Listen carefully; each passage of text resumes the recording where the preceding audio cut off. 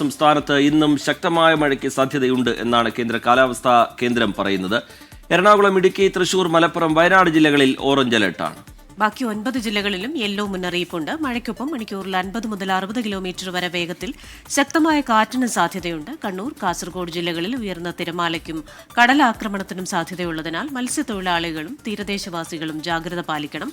ശക്തമായ കാറ്റിനും മോശം കാലാവസ്ഥയ്ക്കും സാധ്യതയുള്ളതിനാൽ കേരള, കർണാടക, ലക്ഷദ്വീപ് തീരങ്ങളിൽ മീൻപിടുത്തത്തിന് വിലക്കുണ്ട്.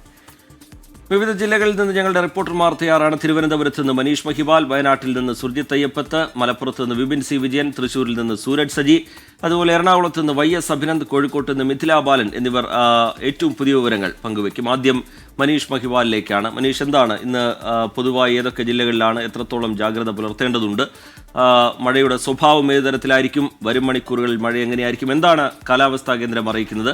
ഒപ്പം തന്നെ തിരുവനന്തപുരം ജില്ലയുടെ പൊതുവായ സാഹചര്യം, രാവിലെ മുതൽ മഴയുണ്ടോ മനീഷ്?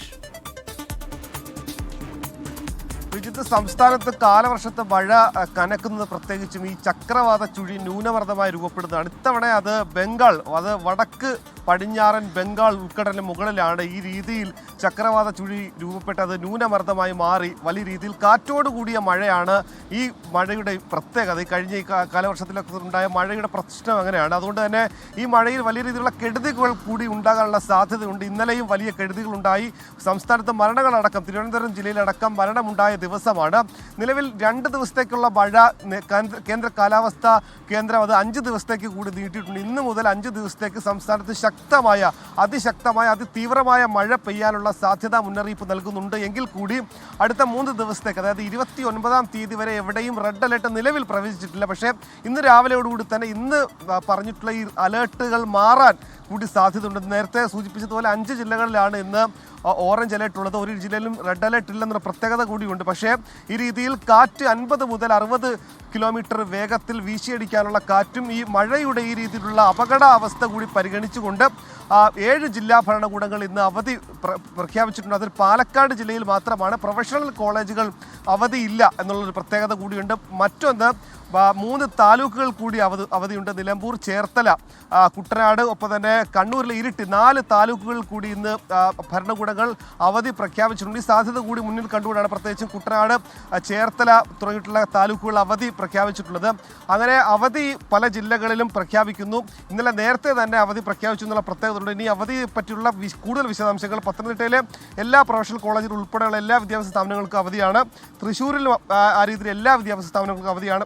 എറണാകുളത്തും എല്ലാ സ്ഥാപനങ്ങൾക്കും അവധിയാണ്. പക്ഷേ വയനാട് ജില്ലയിൽ റെസിഡൻഷ്യൽ വിദ്യാഭ്യാസ സ്ഥാപനങ്ങൾ ഒഴികെയുള്ള സ്ഥാപനങ്ങൾക്കാണ് അവധി. കോട്ടയത്തും എല്ലാ സ്ഥാപനങ്ങൾക്കും അവധിയാണ്. ഒപ്പം തന്നെ മലയോര മേഖലയിലേക്ക് പോകുന്നതിന് വിലക്ക് ഏർപ്പെടുത്തിയിട്ടുണ്ട്. പ്രത്യേകിച്ചും ഇടുക്കി ജില്ലയിൽ അടുത്ത 28, അതായത് നാളെ വരെ മലയോര മേഖലയിലേക്ക് പോകുന്നു. പ്രത്യേകിച്ചും മൂന്നാറിലേക്ക് പോകുന്ന ഗ്യാപ്പ് റോഡിലൂടെ രാത്രികാല നിരോധനം കൂടി ഏർപ്പെടുത്തിയിട്ടുണ്ട്. അങ്ങനെ ജലവിനോദങ്ങൾക്കും സാഹസിക വിനോദങ്ങൾക്കും വിലക്കുണ്ട്. ഒപ്പം തന്നെ തീരദേശ മേഖലയിൽ, പ്രത്യേകിച്ചും കണ്ണൂർ, കാസർഗോഡ് മേഖലയിലാണ് ആ 2 ജില്ലകൾക്ക് തീരദേശ മേഖലയിൽ സമുദ്ര ഗവേഷണ പഠന കേന്ദ്രം മുന്നറിയിപ്പ് നൽകിയിട്ടുണ്ട്. അവിടെ 4 മീറ്റർ ഉയരത്തിൽ തിരമാല വരാനും ഒപ്പം തന്നെ കടൽ പ്രക്ഷുബ്ധമാകാനുള്ള സാഹചര്യം മുന്നിൽ കണ്ടുകൊണ്ട് മത്സ്യത്തൊഴിലാളികൾ കടലിൽ പോകരുതെന്ന മുന്നറിയിപ്പ് 2 ജില്ലകളിൽ മാത്രമാണുള്ളത്. അങ്ങനെ മഴ മുന്നറിയിപ്പുകൾ ഇന്ന് രാവിലെ കൂടി പുതുക്കാനുള്ള സാധ്യതയുണ്ട്. കഴിഞ്ഞ 29 വരെ ഉള്ള മഴ മുന്നറിയിപ്പുകളാണ് നമുക്ക് ലഭ്യമായിട്ടുള്ളത്. 29-ന് യെല്ലോ അലേർട്ട് മാത്രമാണുള്ളത്. അത് പത്തനംതിട്ട, കോട്ടയം, ഇടുക്കി, മലപ്പുറം, കോഴിക്കോട്, വയനാട്, കണ്ണൂർ ജില്ലകളിലാണ്. താരതമ്യേന തെക്കൻ ജില്ലകളിൽ 5 ജില്ലകളിൽ ഓറഞ്ച് അലേർട്ട് നിലനിൽക്കുന്നുണ്ട്.